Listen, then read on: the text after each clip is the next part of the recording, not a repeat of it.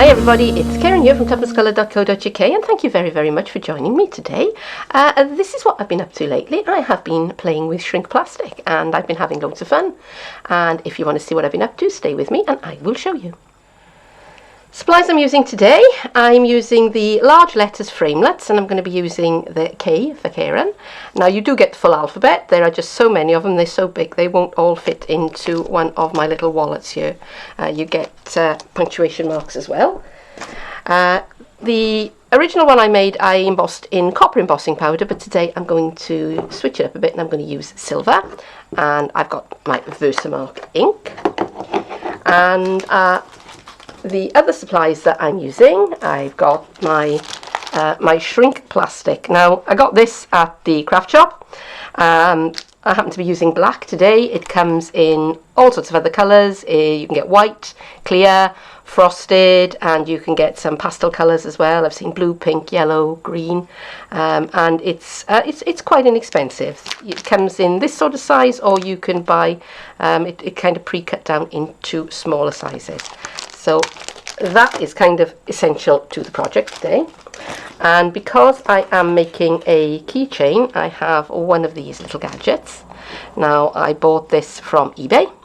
Came in a pack of, I think it was 10 or 20. And again, not very expensive at all. Now you can either buy them pre-cut and pre-ended, like this one, or you can buy lengths of the chain and the ends are separate. I would suggest that you check if you're gonna, if you're buying this stuff, whether or not you need to get these little end pieces separately, because sometimes the deal is, so many meters of chain plus so many end caps. Sometimes it's the chain on its own, sometimes it's the end caps on its own. All right, so you need the chain and the end caps for this.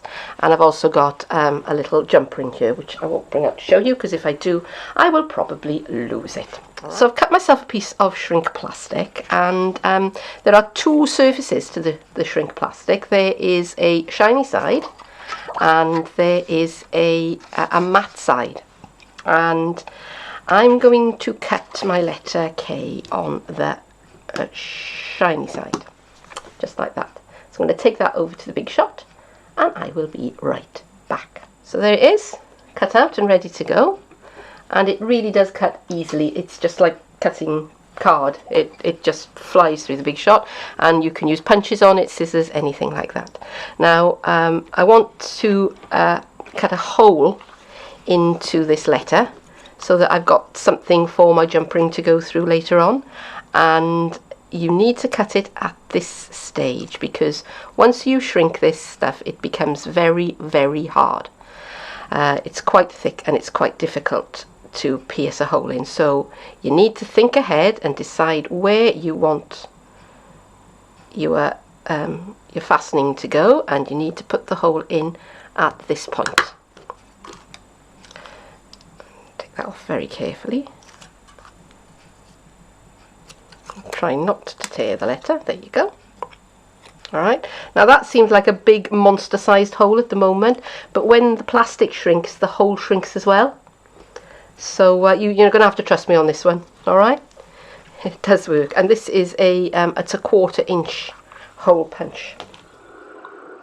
For the shrinking process, I have my heat embossing surface, which in this case happens to be a cheap wooden breadboard. I've got a skewer to hold the piece down with, and I've got a clear plastic block ready to flatten it down with and smooth it out at the end. My heat gun has been warming up, so let's go. Now, if you've never used shrink plastic, you do have to be brave, okay? Because this is what happens with it. It moves around and it crinkles and shrinkles up quite quickly. I want to flip it over. And be careful, it is hot, right? It does get hot. Okay. And I'm going to adjust the shape of that slightly because it's kind of gotten a bit bent out of shape. And now I'm going to press down on it with my clear block to make sure that it's nice and flat.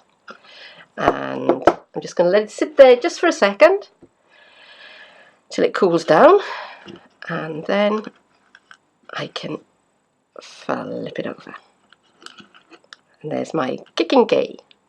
Now I can leave it black like that, but I'm not going to. I want to fancy this up a little bit. So I've got my Versamark ink pad and my silver embossing powder. And I'm just going to press this into the Versamark. And I'm going to drop it into the powder, and I'm going to fish it out again. Tap off the excess, put it down on my board, and heat again.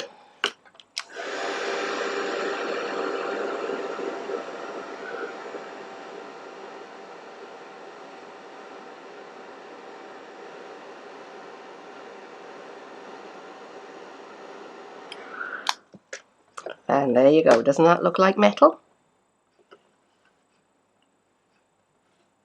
And again, I'm just going to adjust the shape a little bit. And that's that cool for a second or two. And I think I'll do another layer actually. So same again, into the Versamark, into the embossing powder. Fish it out and tap off the excess.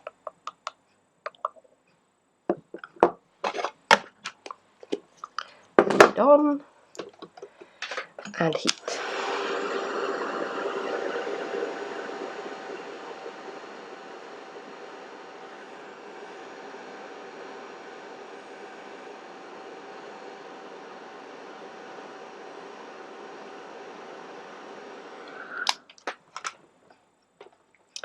The more coats of embossing powder that you give it, the smoother and shinier it will be. Generally 3 is ample. I'm quite happy with that, with just 2 coats of the embossing powder. So I'm going to say that I'm happy with that, and I'm going to move on to the next step. I'm ready now to assemble the keychain. So I'm going to start with putting the jump ring onto my letter. So I've got a silver tone jump ring here, quite a large one, and I've got 2 sets of pliers.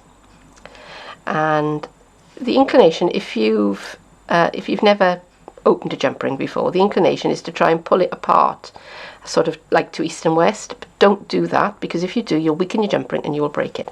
What you're going to do is you're going to twist north and south. Can you see that? I'll zoom right into that, and I hope you'll be able to see it. So I can now slip that through the hole which I made in the charm, and I can just close it back up again. And I'm going to give it a little squeeze to make sure that it is nice and closed. Okay, and there it is. Oops. My pliers are magnetic, so the jump ring is clinging to them. Alright, so I'm going to thread that onto my ball chain.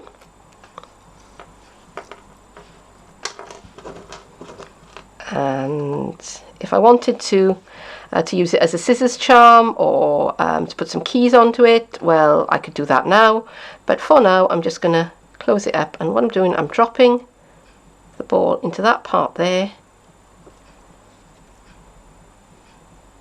and I'm just going to pull, and there you go. And there you have it.